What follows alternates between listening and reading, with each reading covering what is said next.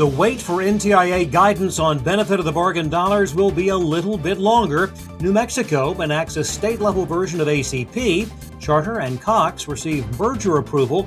And Meta launches a new fiber technician training program. Those stories and more on This Week in the Broadband Universe. Hello, everyone, and welcome. I'm Craig Corbin. New Mexico Governor Michelle Lujan Grisham this week signed a bill creating LITAP, the Low-Income Telecommunications Assistance Program, which will make broadband more affordable for many households statewide.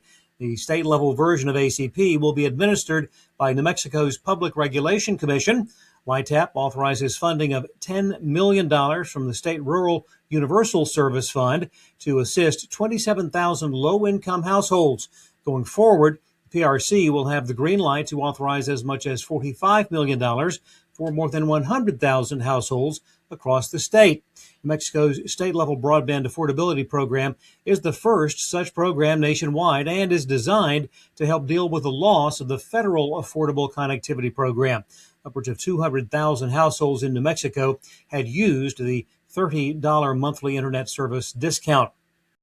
Meta has announced a number of new targeted workforce development initiatives, among them a 4-week fiber technician training program in Ohio. The program is part of a broader, massive $600 billion investment in U.S. data center infrastructure designed to support AI.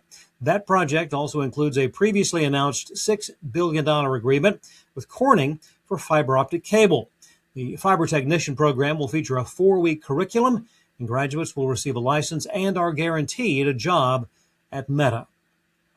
Statement released this week from NTIA Administrator Ariel Roth indicating that the highly anticipated guidance on use of the $21 billion resulting from the benefit of the bargain BEAD reform will not be released this week as expected.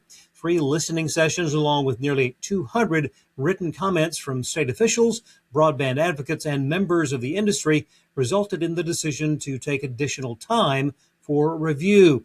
NTIA will hold their State Broadband Leaders Network Winter Summit this week, providing an opportunity to engage directly with those responsible for implementation of BEAD in all 56 states and territories. And speaking of state broadband leaders, a big announcement from the Commonwealth of Virginia this week as Dr. Tamara Holmes has assumed the role of Director of the Virginia Department of Housing and Community Development. Dr. Holmes' transition from 7 years of leading the Virginia Office of Broadband comes following her appointment by Governor Abigail Spanberger. Dr. Holmes will be responsible for overseeing a number of divisions at DHCD, including housing, building codes, community and economic development, along with broadband. Former Virginia Deputy Broadband Director Chandler Vaughn has moved into the role of acting Broadband Director for the Commonwealth. Elsewhere, approval from the Federal Communications Commission this week on the Charter Communications acquisition of Cox Enterprises. The $34.5 billion deal creates the largest cable TV and broadband provider in the country. The FCC green light came after the 2 companies agreed to upgrade their networks, increase domestic employment, and drop their DEI policies.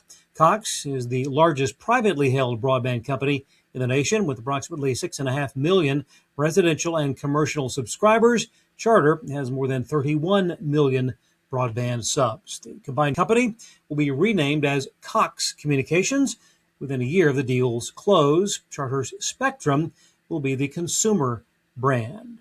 Tentative agenda for the FCC's March open meeting will include a proposal to address problems with offshore call centers, such as improvement of customer service, security of communications, and steps to address illegal robocall scams originating inside foreign call centers.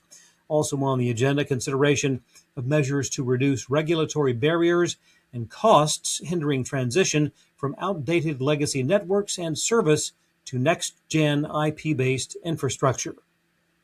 Ziff Davis Connectivity this week announcing a definitive agreement to sell its connectivity division to Accenture for $1.2 billion in cash. Ziff Davis Connectivity brands such as Ookla, Speedtest, Down Detector, and Root Metrics are globally recognized in fixed broadband, mobile, and Wi-Fi network design, intelligence, testing, and incident detection.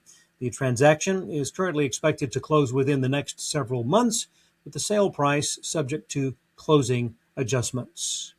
Television viewed on a TV screen, a large TV screen, maintains the highest reach and time spent on all media platforms. That according to results from the 2026 Media Comparisons Study, which examined media use among adults 18 and older on over 20 traditional and digital media platforms, including free, paid ad-supported, and ad-free streaming platforms.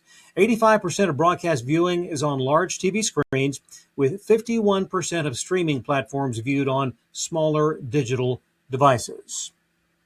If you've considered the Disney Plus Hulu bundle, now is a good time to look again. Disney trying to help pump up streaming subscriber numbers by slashing the bundle price 62% in a limited time promotion. You'll get Disney Plus and Hulu with ads for $4.99 a month for the first 3 months, $8 off the regular rate. The deal available through March the 24th for new and eligible returning customers who sign up online. And finally, good news for Atlanta Braves fans. Just in time for the 2026 MLB season, a new regional sports network, Braves Vision, has been launched. The multimedia platform owned and operated by the Braves, now the official local television home of the team. Braves Vision will produce more than 140 games, along with extensive pre- and post-game programming. The announcement comes after the Braves and 8 other Major League Baseball teams whose games were previously broadcast on FanDuel Sports Network exited their deals with the parent company, Main Street Sports Group, which is rumored to be winding down operations. The other 8 teams have opted to go with MLB Media for production and distribution of their games. Creation of Braves Vision, similar to that of the Texas Rangers 2025 launch of the Rangers Sports Network. Well, thanks for watching. See you next week on This Week in the Broadband Universe.